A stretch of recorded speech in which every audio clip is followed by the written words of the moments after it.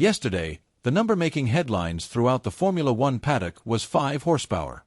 The report first emerged from Autoracer Italy, which claimed that Ferrari's first ADU-supported engine specification, scheduled to debut in Austria, would provide roughly 5 additional horsepower to the SF26 power unit. It was not an insignificant gain, but it was hardly revolutionary. The report described it as a modest improvement and only the first stage of a larger development plan rather than a dramatic breakthrough. Then, just 24 hours later, a very different figure emerged. Motorsport Italia's Franco Nugnes reported that the real number could actually be 15 horsepower, 3 times greater than the estimate being discussed the day before. Same engine, same upgrade package, same Austrian Grand Prix, yet a completely different headline. At first glance, it might seem as though one report must be wrong and the other right, but the reality appears far more complicated. What we are seeing is not necessarily a contradiction. Instead, it is 2 respected sources examining the same development program from different perspectives, at different stages, and with access to different information. Hidden within an Italian technical analysis published before either of those figures surfaced is a detail that helps explain why the numbers vary so dramatically. According to that report, Ferrari's engineers are internally working with 2 separate benchmarks. The first is an estimated deficit of around 25 horsepower compared to Mercedes. The second is a target of reducing that gap to no more than 10 horsepower. When you subtract one figure from the other, the result is 15 horsepower. Suddenly, the larger number begins to make sense. The jump from 5 horsepower to 15 horsepower may not represent Ferrari discovering extra power overnight. It may simply reflect which part of the performance equation is being measured. Before deciding which estimate is more believable, it is important to understand exactly what each number represents. Autoracer's 5 horsepower figure is both the most conservative and the most specific. Their report states that the gain comes directly from the IC3 engine specification itself, the third internal combustion engine Ferrari will introduce this season and the first to incorporate modifications permitted under the ADU token system. The publication makes it clear that this upgrade is only the opening phase of Ferrari's recovery plan rather than the complete solution. In that context, the 5 horsepower figure represents the benefit generated by the engine hardware alone before any additional factors are considered. Motorsport Italia, however, approaches the story from a broader technical perspective. Their analysis focuses on Ferrari's overall performance deficit relative to Mercedes, which they estimate at approximately 25 horsepower. They then suggest that Ferrari hopes this first ADU step will reduce that gap to roughly 10 horsepower. The difference between those 2 figures produces the 15 horsepower number. Importantly, that figure is not presented as a direct measurement from a dyno test. Instead, it reflects the size of the competitive gap Ferrari believes it can eliminate through a combination of engine modifications, revised shell fuel formulations, and improved combustion efficiency. These are 2 very different measurements describing 2 different aspects of the same project. One estimate focuses on the isolated contribution of the engine upgrade itself. The other focuses on the total amount of performance Ferrari expects to recover once all related improvements are working together. When viewed through that lens, both numbers can coexist without contradiction. It is entirely possible that the hardware alone contributes around 5 horsepower while fuel development, combustion optimization, and system integration account for the remaining gains needed to approach the 15 horsepower objective. Neither publication has access to Ferrari's confidential dyno data, and both are relying on information obtained from sources close to the project. As often happens in Formula One, technical details are translated into simple headline figures that can be easily understood by fans and readers. Regardless of which estimate ultimately proves more accurate, the engineering principles behind the upgrade remain remarkably consistent across every source covering the story, and they reveal something genuinely unusual about Ferrari's approach. Unlike most manufacturers, Ferrari's power unit uses a steel cylinder head rather than a conventional aluminum design. Steel can withstand significantly higher combustion pressures and temperatures than aluminum without suffering structural failure. That durability forms the foundation of Ferrari's entire upgrade strategy. Until now, the air entering Ferrari's intercooler has reportedly been operating at temperatures exceeding 100 degrees Celsius, already well above the 60 to 70 degree range considered normal across much of the grid. Beginning with the Austrian Grand Prix, those temperatures are expected to increase even further.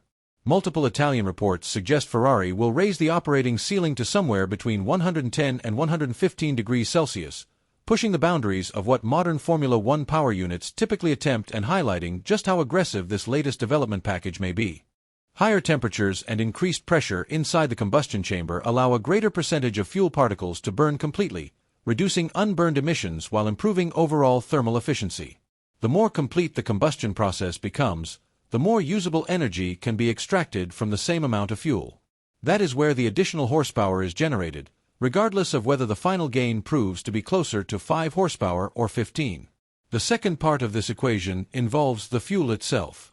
Enrico Gualtieri's engine division has been working closely with Shell's technical laboratory in Hamburg to develop a fuel blend specifically designed to operate within this hotter and more aggressive combustion environment.